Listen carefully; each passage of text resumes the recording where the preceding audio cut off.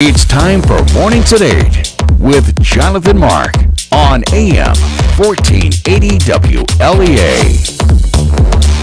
Okay, so I get up this morning, I go downstairs, and I make a cup of coffee, and I go out and sit on the steps and have a beautiful, nice, relaxing cup of coffee early in the morning. And I'm sitting there, and it's kind of dark, right? It's around 1:30 or so. And I'm looking at the cars. They're right in front of me, and I can't really see because it's dark. That's right. So I'm looking at the windshields, and I go, it is kind of dark out here, but it kind of looks like, is that frost on the windshields? So it can't be. It cannot be. This is May 15th. It can't be frost on the windshields. So I go over there, and I do the old thumbnail test. I said, yeah, it's frost. There was frost on the windshields this morning. Now, the frost burned off. It was like, maybe 5:30 or 6 o'clock I was gone. But still, there was frost on the windshields in the middle of May. I mean, that's kind of weird. That's just a little strange. However, as we heard on the weather forecast, it is going to be getting better soon at some point here. So, hey, okay. And we also have a couple of hanging...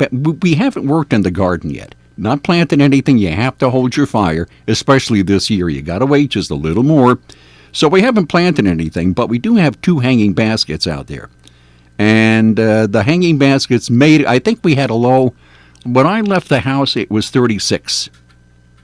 I don't know what it is now, but it was 36 when I left our house. So, yeah, it will be getting a little better at some point soon.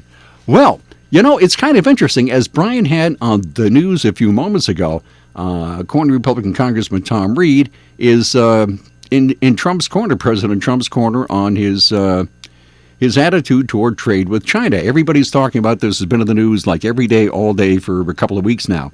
This trade war. And Reed says, well, something's got to be done. And you would almost kind of expect that, sort of. But here's one you wouldn't expect. Boy, we live in really strange times. But I was listening to Fox News at 7 o'clock. And they had a story, an unlikely ally. I mean, who would be more unlikely to back Trump than U.S. Senator Charles Schumer? Of all people, Charles Schumer is on President Trump's side in this. He said that something has to be done about China and their unfair trade practices and all that. So he is backing Trump. Boy, that's a strange one. As I said, we live in pretty strange times. How strange. Okay, well, it's Wednesday, May 15th. And this is kind of interesting. This is the best, it says here, this is from, who's this from? It was on the Reader's Digest website. The best day to take off work, and it's not Friday. Believe it or not, a 3-day weekend, Friday? Nope, I guess not. It has, summer may have you envisioning long weekends, but when it comes to truly recharging, science says, of course you can't go wrong there, science says there's a better day to take off than Friday. Our body clocks have a lot to do with it. Our experience of time is determined by what's known as a pacer. And that's what Donna Ballard, a scholar of chronemics, said. Chronemics is the study of time and communication. Boy, how do people get these gigs? I mean, how do people get these gigs? I have no idea. Anyway, some are internal, like whether you're a morning person or a night owl. Others are determined by outside factors, such as the structure of a work week or having a deadline. And Ballard says everyone has a different chronotype. As I said, what a gig. Some people are slower moving and some people are faster moving. Our work, though, just goes and throws that out the window and says, actually, this is how fast you have to work, and this is when you have to work. So, she concludes, let me see, where was it here?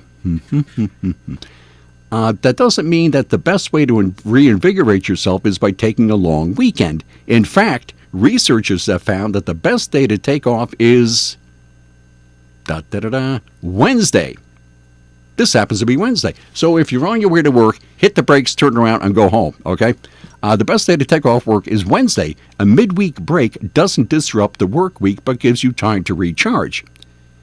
But if you can't take the day off completely, she goes on, Wednesday is also a good day to work from home, which would be really difficult because the microphone's here and I live there. So anyway, while working from home on Monday or Friday, make it almost an extension of the weekend. A midweek break from a long work commute can help people get more done. So there you are. If you're going to take a day off from work, take a day off on Wednesday. Who knew? Hey.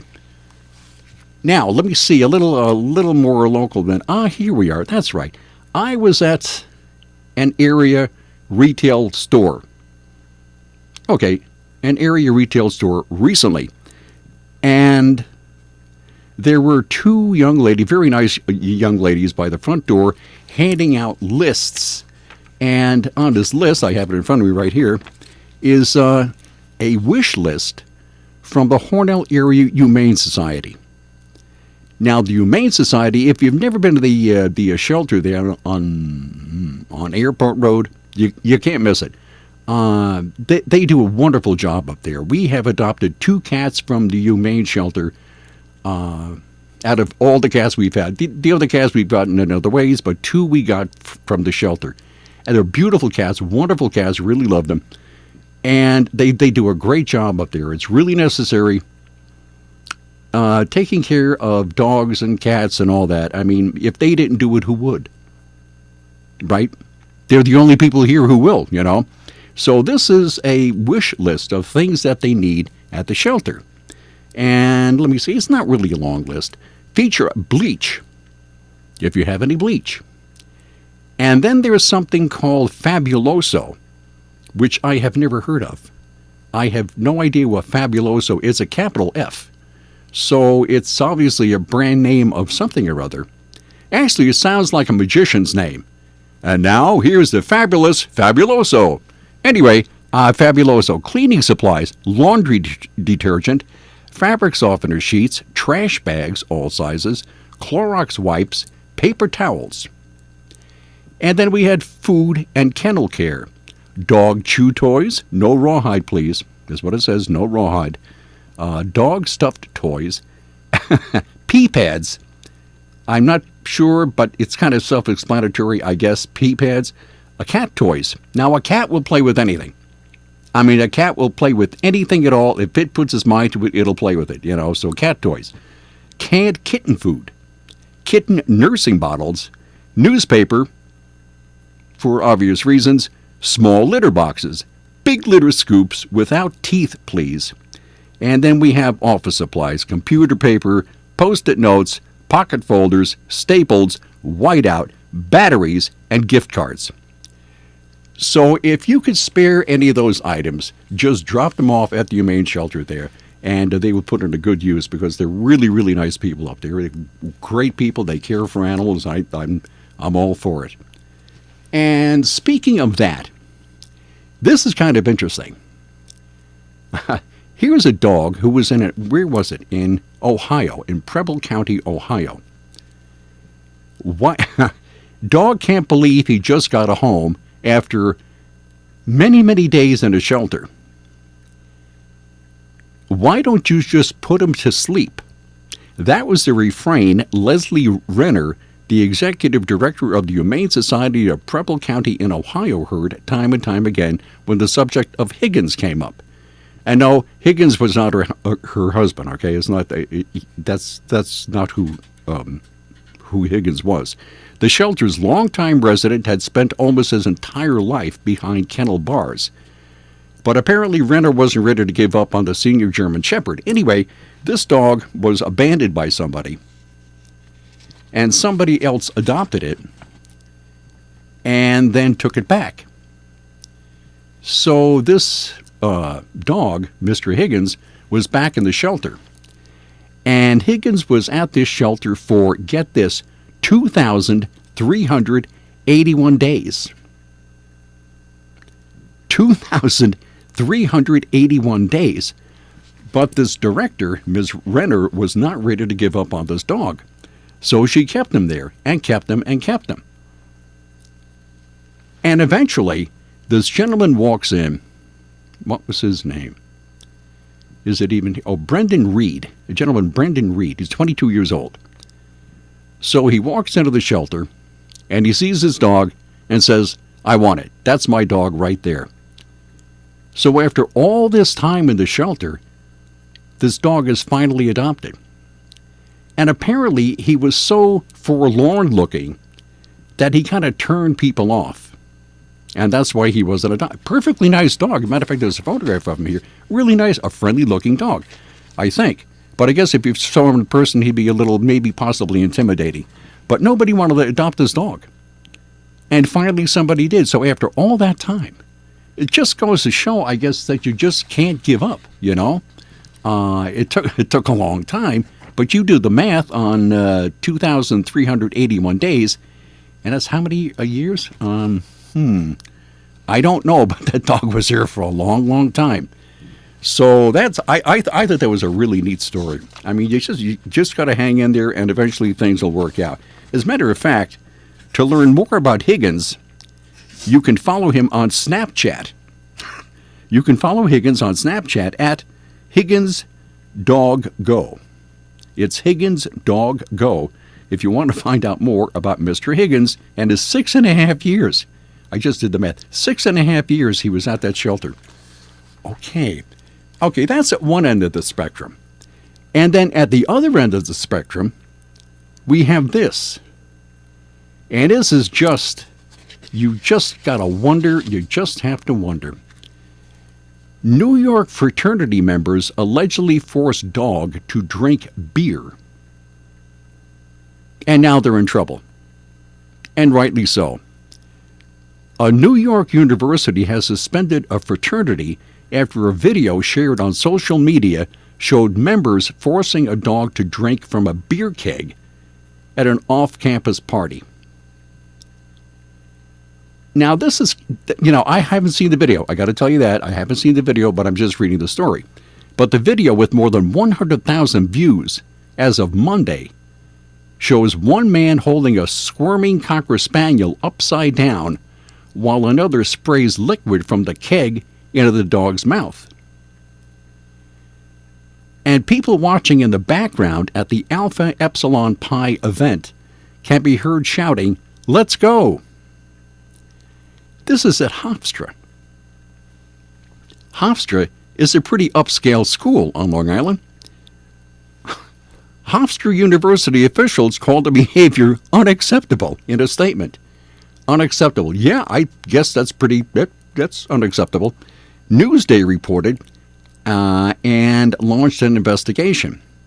The fraternity also put the chapter on cease and desist for likely violating health and safety policies and being a bunch of inconsiderate idiots.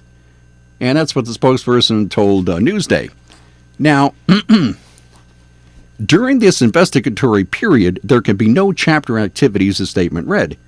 We hope that we are able to use this as a teaching moment to help build better young men who are committed to our policies and our mission of developing the future leaders of the world. So these are the future leaders of the world, really? These people go to Hofstra.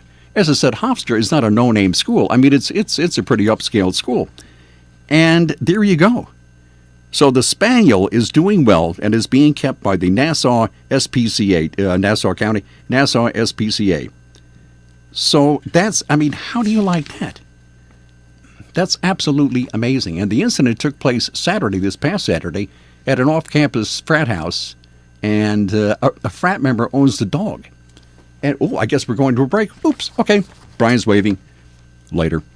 Westwood One's coverage of the final round of the PGA Championship, Sunday, May 19th, starting at 2 p.m. on AM 1480 WLEA. New to golf or seasoned veteran, you'll enjoy the casual, relaxed atmosphere of Vanderview Golf Course. 2 miles from downtown Alfred on Waterwells Road, Vanderview is a 9-hole executive-length golf course with a driving range on one side of the road and the course on the other. Family-friendly and fun recreation for everyone. Greens fees are one price for unlimited play, $9.50. High school students, only $5. Children 12 and under, teenager with an adult, no charge. You can play up to 18 holes or 9 holes with a cart and get the second 9 holes at no additional charge. Ladies and senior golfers who don't hit the long ball, Vanderview's got the executive length that's just right for your game. And new this year, a season pass for only $100. That's a lot of golfing fun for a very little bit of money. Vanderview Golf Course, 2 miles from downtown Alfred on Waterwells Road. Vanderview Golf Course. From the Fox Sports Studios in Los Angeles, here's Eddie Garcia. In the NBA playoffs, Game 1 of the Western Conference Finals saw the Warriors top the Trailblazers 116-94. Golden State's star guards outplayed Portland's star guards. Steph Curry had 36 points, including 9 3-pointers, and Klay Thompson 26 points in the win for the Warriors. For the Blazers, Damian Lillard had 19 points on 4 of 12 shooting. CJ McCollum 17 points. Golden State leads the series 1-0. In NBA news, the New Orleans Pelicans won the NBA draft lottery and will likely select Duke star Zion Williamson with the number 1 overall pick. The Pelicans had just a 6% chance to win the draft lottery, moving up from the 7th spot to number 1. The Memphis Grizzlies, also with a 6% chance to win the lottery, moved up from number 8 to number 2. And the New York Knicks will pick 3rd. The LA Lakers moved up from number 11 to number 4. NHL Stanley Cup playoffs, Game 3 Eastern Conference Finals. The Bruins beat the Hurricanes on the road 2-1. Goalie Tuukka Rask had 35 saves in net. Brad Marchand scored the game-winning goal as Boston now takes a commanding 3-0 series lead. From the Fox Business Network, Facebook now says it will stop people who recently posted terrorist propaganda from broadcasting live. Facebook says it is in response to the horrific terrorist attacks in New Zealand. Canadian cannabis company Tilray says marijuana growers lied about how much they could grow. CEO Brendan Kennedy says Tilray continues to have a problem obtaining an adequate amount of high-quality marijuana. Kennedy expects the problem to take as long as 2 years to resolve. Though supply is still an issue, sales did triple in the recent quarter. The Dow rose more than 200 points yesterday after President Trump insisted trade talks with China had not collapsed. The Dow was up 207, the Nasdaq added 87, and the S&P was up 22. With a Fox Business Report, I'm Jenny Cosola. You don't want to mess with the IRS. They have the power to garnish your paycheck, levy your bank accounts, and even take your home or business. That's all true. But thankfully, they're offering a way out. The Fresh Start Initiative. If you qualify, you could save thousands. The experts at Optima Tax Relief will fight to get you the best possible tax settlement, and they have an A+ rating with the BBB. Call Optima for your free consultation. Call 800-410-6744. 800-410-6744. Optima Tax Relief. Westwood One's coverage of the Preakness, Saturday, May 18th at 5 p.m. on AM 1480 WLEA. Oh, and by the way, glad you played that because I was checking the Preakness website this morning, and the National Weather Service is predicting that they're going to have good weather for it. No rain, no sloppy track. It's going to be pretty clean racing. So we'll see what happens. Let's see if we have a controversy like the Kentucky Derby had. Hey, you never know. Okay, the Northern Lights. The Northern Lights, the Aurora Borealis, could be coming to a sky near you this week, according to USA Today. It says, thanks to a geomagnetic storm from the sun, sky watchers across the far northern U.S. and most of Canada later this week could see the Aurora Borealis, the Northern Lights. Isn't that neat? In the late 1980s, I think, let me see, maybe 87 or 88 or something, there was a spectacular display for a night or 2 or 3 of the Northern Lights visible from right here in the Canisteo Valley, and I remember it well. It was the most stunning thing I had ever seen. I've seen the Northern Lights in the past, but in the late 80s, in that one display, that one like a 3-day period, they were amazing. I mean, they were just amazing. And assuming that it's not cloudy, we might be able to see them this week. And it says here, let me read the story here. Well, I'm not quite sure of the science behind this thing, but a storm, a coronal mass ejection is what it's called, from the sun, arrives here on Earth on Wednesday. This is Wednesday, and lasts through Friday. So sometime this week at night, we might be able to see the Aurora Borealis. And wouldn't that be neat? Because it says here, let me see, the Sky Spectacle Thursday could be visible in states such as Montana, the Dakotas, Minnesota, Wisconsin, northern Illinois, Michigan, and northern New York State, and much of New England, according to the center there. And folks in cities such as Minneapolis, Chicago, Detroit, Buffalo, Syracuse, Albany, and Boston all have a chance of seeing the aurora. Wouldn't that be neat? Wowee. So sometime later this week, maybe this evening, assuming it isn't cloudy, because the last couple of weeks it's been cloudy in the morning. So it was kind of halfway clear this morning, and then it clouded up again. So assuming that it's clear, we might have a good shot at seeing the northern lights. Wow. And the Canisteo Valley is oriented pretty much basically north and south. So it'd be like that away, like toward Arkport and Dansville and all that. And so it just might be visible. Wow, that is truly a spectacular event. And who knows? Hey, we just might see it. Okay, and this is from my You Wonder How We've Managed to Make It This Far as a Species folder. This is... There's this Chinese girl. She looks like she's maybe, 18 years old, maybe 19, a little hard to tell from a photograph. You really can't tell. But she is a vlogger, a Chinese vlogger, a vlogger. And I don't know if V means very stupid or video. I don't know, probably very stupid.